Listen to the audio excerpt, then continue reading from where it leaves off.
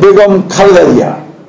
বিএনপির প্রার্থী তালিকা ঘোষণার পর অনেক মনোনয়ন বঞ্চিতদের অনুসারীরা বিভিন্ন স্থানে অগ্নিসংযোগ ও বিক্ষোভ করেছেন। তবে যাদের অনুসারীরা বিক্ষোভ করেছেন তাদের চেয়েও সিনিয়র এবং হেভিওয়েট নেতারাও বাদ পড়েছেন তালিকা থেকে। গতকাল সন্ধ্যায় সম্ভাব্য প্রার্থী তালিকা ঘোষণার পরই দেশের বিভিন্ন স্থানে বিক্ষোভ করেন মনোনয়ন বঞ্চিতদের অনুসারীরা। জাতীয় সংসদ নির্বাচনে অংশ নিতে ৩০০টি আসনের মধ্যে ২৩৭টির সম্ভাব্য প্রার্থী তালিকা ঘোষণা করেছে বিএনপি। এই তালিকায় নেই বিএনপির স্থায়ী কমিটি ও কেন্দ্রীয় কমিটির বেশ কয়েকজন গুরুত্বপূর্ণ নেতার নাম।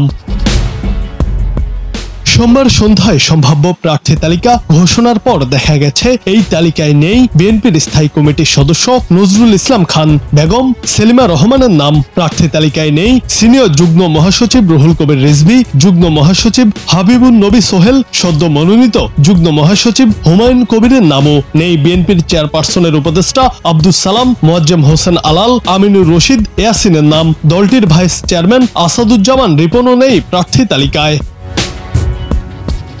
বিএনপি থেকে সম্ভাব্য প্রার্থী হতে পারেন বলে আলোচনায় ছিল একাদশ সংসদের সংরক্ষিত আসনের সাবেক সদস্য রুমিন ফারহানার নাম। তবে মনোনয়ন তালিকায় এবার তার নাম দেখা যায়নি। ঢাকা ১০ আসন থেকে বিগত সময়ে নির্বাচনে অংশ নিয়েছিলেন আন্তর্জাতিক বিষয়ক সম্পাদক নাসিরউদ্দিন ওসিম। এই আসনে একবার প্রার্থী হয়েছিলেন আরেক নেতা রবিউল ইসলাম রবি। তাদের দুজনের নামও নেই ঘোষিত তালিকায়।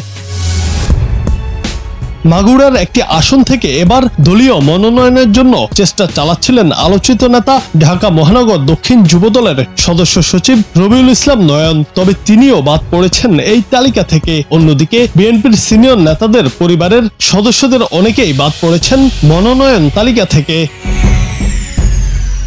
দলটির একটি সূত্র জানিয়েছে, আগে থেকে এক পরিবার হতে একাধিক প্রার্থী না রাখার সিদ্ধান্ত ছিল দলের, যে কারণে স্থায়ী কমিটির সদস্য সালাউদ্দিন আহমেদের স্ত্রী হাসিনা আহমদ, মির্জা আব্বাসের স্ত্রী আফরোজা আব্বাস, ইকবাল হাসান মাহমুদ টুকুর স্ত্রী ও সাবেক সংসদ সদস্য রুবিনা মাহমুদও বাদ পড়েছেন এই তালিকা থেকে। তবে যেসব আসন থেকে বিএনপির সিনিয়র নেতারা নির্বাচন করতেন তাদের মৃত্যুজনিত কারণে কয়েকটি আসন থেকে তাদের সন্তান বা স্ত্রীদের এবার দলীয় মনোনয়ন দিয়েছে বিএনপি।